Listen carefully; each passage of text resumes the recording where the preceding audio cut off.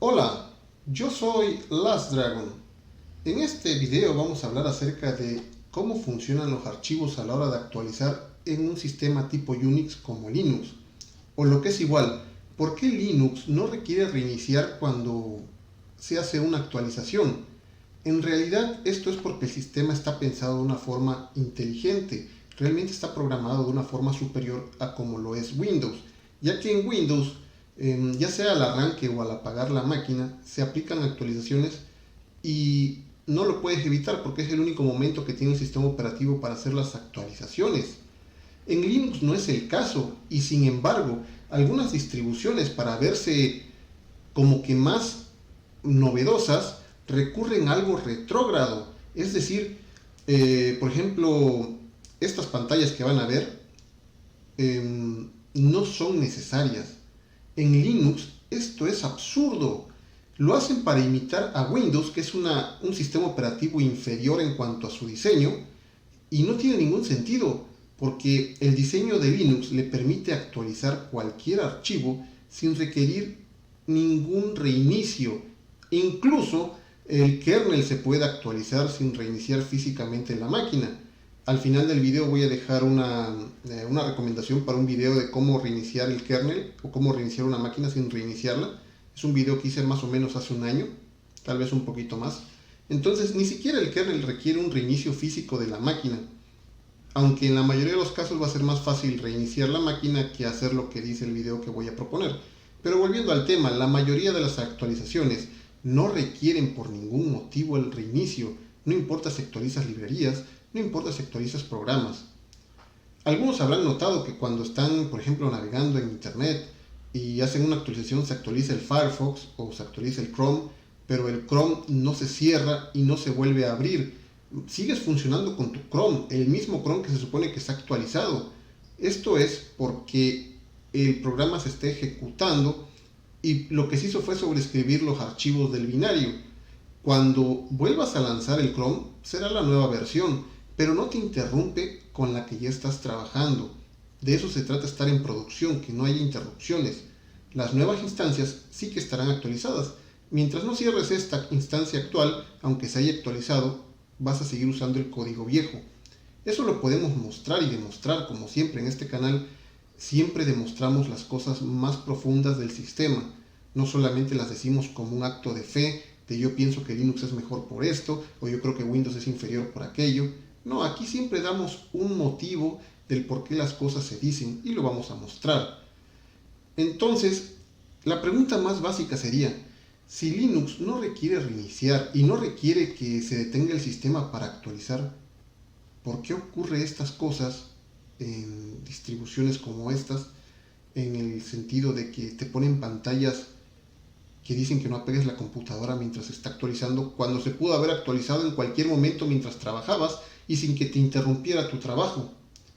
La respuesta es por mamadores, por quererse ver cool, pero imitando al tarado de la clase. Esto es como cuando el tipo, el más guapo de la clase también es el más tarado, y los listillos, o sea, los nerds, los que sí estudian, se quieren parecer a ese pobre tonto cuando no se dan cuenta que los superiores son ellos. Ellos son los que van a tener un gran empleo cuando crezcan. El otro va a servir para limpiar parabrisas en una gasolinera. A ese nivel. ¿Por qué? Porque es tonto y su única cualidad es ser bonito y ser guapo y gustarle en ese momento a las chicas y embarazar a alguna tonta que luego va a vivir pues en el lodo. Porque no se vive de caras bonitas, se vive de dinero y de trabajo. El dinero y el trabajo que van a conseguir los nerds, no aquel chico guapo. Y sin embargo los nerds, por algún motivo en ese momento de su vida, no entienden esto y quisieran imitar al tipo popular, cuando en realidad los que van a dominar la industria, el mundo, cuando su generación crezca, son ellos porque son los inteligentes. Lo mismo está pasando aquí con Linux. Linux es el sistema operativo inteligente, bien diseñado, que se quiere parecer al tarado, al patán de la clase, que es el chico cool, pero en realidad solo va a servir para que cuando salga de la escuela, si es que sale, pues servirá para limpiar parabrisas en una gasolinera. Y ya está. Bueno, pues vamos a mostrar por qué no es necesario reiniciar.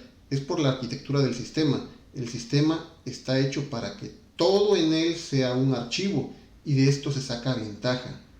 Vamos a verlo. Vamos a mostrar por qué no se requiere reinicio en sistemas tipo Unix. Para eso me voy a ayudar de un archivo de 4 GB que ya tengo aquí. Y este archivo de 4 GB lo voy a abrir con un programa que hice en C. El programa es la cosa más sencilla del mundo. Pero vamos a ver el código para que vean qué es lo que hace. Simplemente es un programa que abre en modo lectura un archivo que se llama archivo.file y se mete en un ciclo eterno para que el programa no termine. Eso es todo lo que hace, no tiene mayor ciencia. Y este archivo nos va a mostrar por qué se puede actualizar cualquier cosa, el gnomo, el kernel, el propio Firefox, Chrome, cualquier cosa, y que no requiere actualizar, no requiere esas pantallas de espera al final. Todo esto se puede hacer en vivo con la persona trabajando. Y al final ni siquiera va a requerir reiniciarse la máquina. Vamos a ver cuánto ocupa. Estoy en el directorio MNT en un disco duro de 10 GB y aquí podemos ver que el consumo de este sistema de archivos pues son unos 4 GB que están en este archivo. Y pues bueno, ese archivo pesa 4 GB y el programa fopen lo va a abrir. Vamos a darle fopen y lo voy a mandar como un servicio para que no termine. Vamos a ver qué PIT le entregó el 665. ¿Qué podemos ver con esta información? Pues esta es la información del proceso. Podemos venir a los procesos y ver qué hay en el 665. Pues aquí vamos a encontrar información de todo, cómo fue lanzado, quién lo lanzó. Aquí está toda la información de un proceso, pero no nos vamos a centrar en todos los archivos, nos vamos a centrar en el que nos importa, que son los file descriptor. El directorio es fd, file descriptor, de descripción de archivos. Y ahí podemos ver los archivos que están abiertos. Podemos ver la PTS1, que es una terminal, pero la vemos como un archivo. Y lo vemos como el archivo 0, también como el 1 y el 2. Es el mismo. Pero lo interesante es el archivo número 3. El archivo número 3 es una especie de liga simbólica que apunta hacia el archivo que está abierto en el código del programa.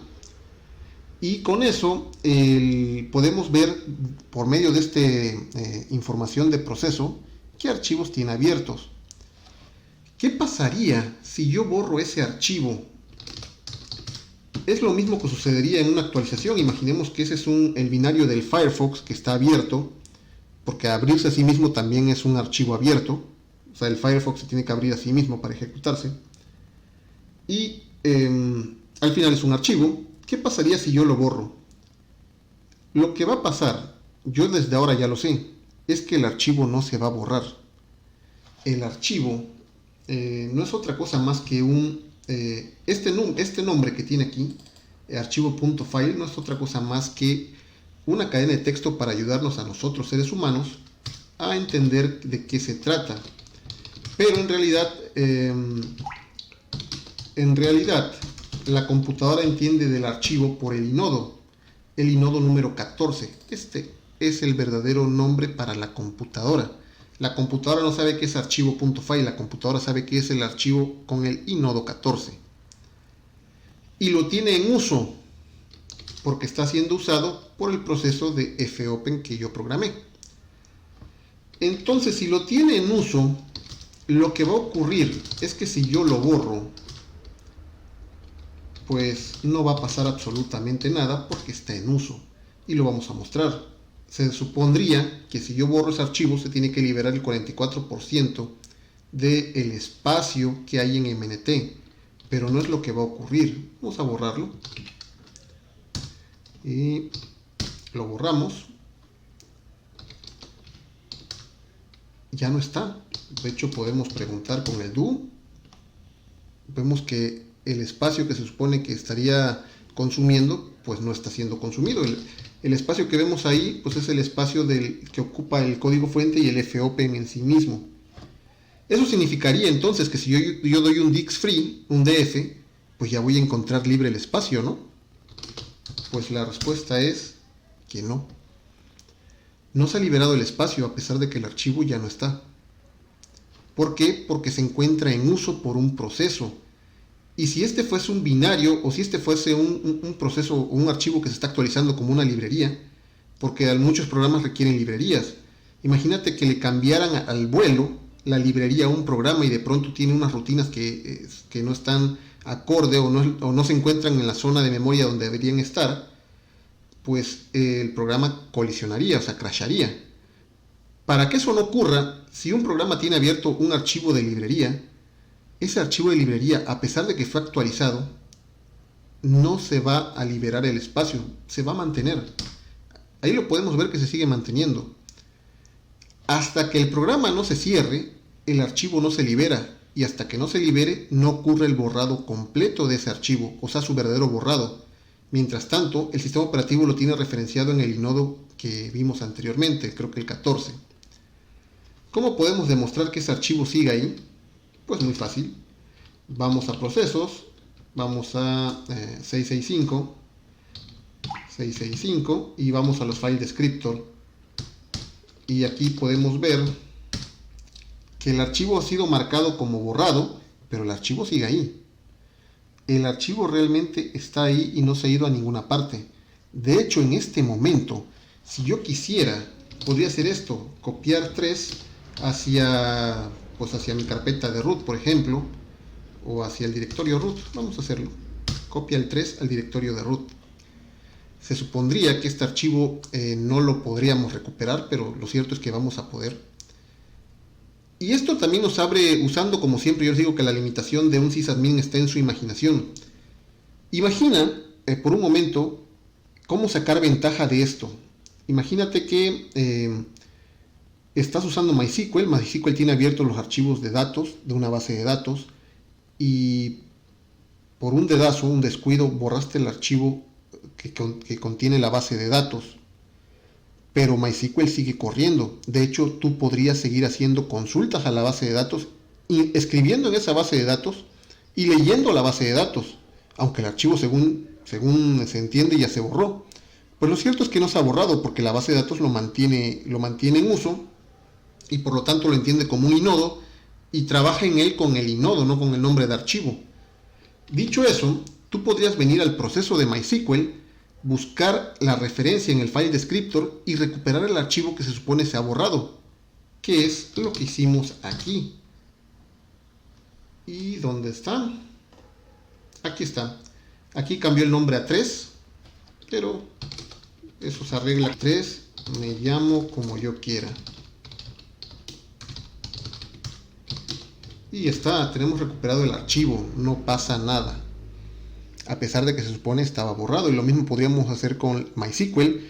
O imagínate que hiciste esto mismo borrándole un archivo a tu máquina virtual. Se borró tu máquina virtual, pero la máquina virtual sigue en uso. No la has parado. Bueno, esa es tu oportunidad de recuperar el archivo, porque el archivo no se ha borrado. Entonces vamos a borrar este. Este sí se va a borrar inmediatamente. Se va a borrar porque nadie lo tiene abierto. Sin embargo, no se ha liberado el espacio de MNT. ¿Por qué no se ha liberado? Pues porque recuerden que dejamos este proceso con el archivo abierto como un servicio que está infinitamente en un bucle, por lo que nunca va a terminar, a menos que yo lo mate directamente. Y solamente cuando eso ocurra es que se va a borrar verdaderamente el archivo y se va a recuperar el espacio. Algo interesante aquí es, el archivo se llama file... Vamos no vamos a fallar en buscar el nombre, es prod 665 file descriptor.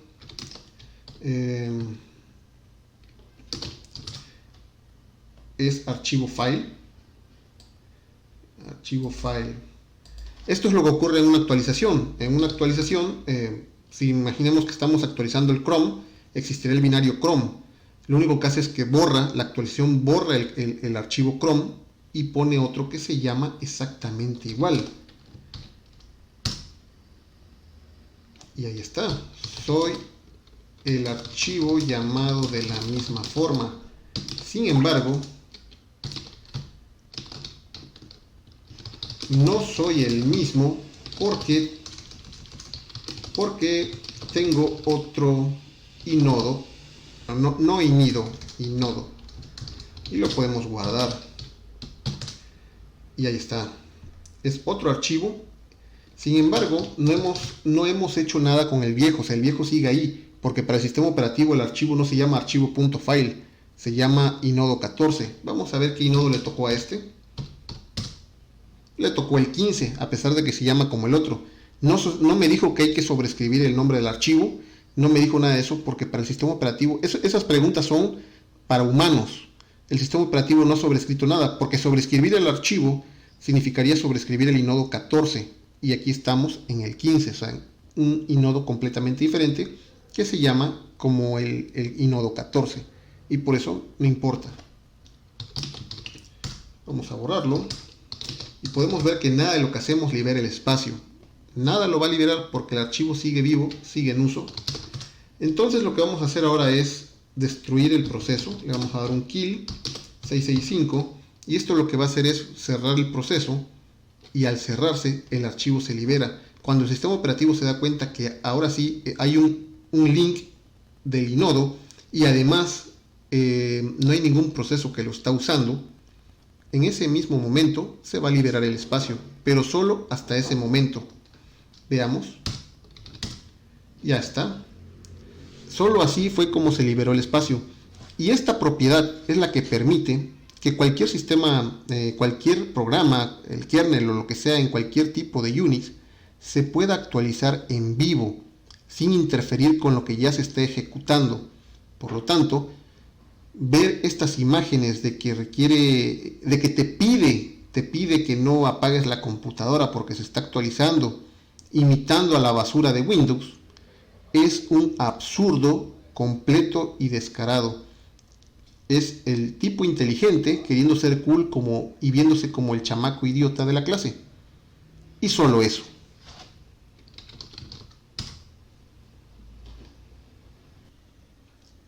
Espero que esta información te haya ayudado a entender cómo funcionan los sistemas tipo Unix. ¿Cómo es esto de que siempre se dice de que en los sistemas tipo Unix todas las cosas son un archivo? Y este archivo ni siquiera es en sí el nombre del archivo. Para el sistema operativo el archivo es el inodo y es un número en el sistema de archivos, pues porque las computadoras entienden números. La cadena de caracteres del archivo es para ti, para un humano que no entiende los números de la computadora y te quieren hacer más fácil la vida. Y pues ya está. Si no sabías este tipo de información, por favor suscríbete al canal y activa las notificaciones. De esta manera recibirás todo tipo de videos en los que te explico algún tipo de cosas o hago algún how-to, que significa manuales, traducido al español, en realidad es cómo hacer, pero son manuales. Y puedes seguirme en Twitter. Mi Twitter es lastdragon.net.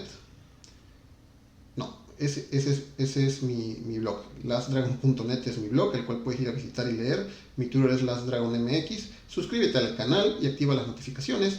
Y si gustas puedes unirte a nuestra comunidad de Telegram, en donde si tienes dudas te ayudarán a resolverlas. Y si tú sabes la respuesta podrás ayudar a alguien a resolver sus propias dudas. O simplemente platicar de temas de tecnologías. Pues por ahora eso es todo. Yo soy Last Dragon y adiós.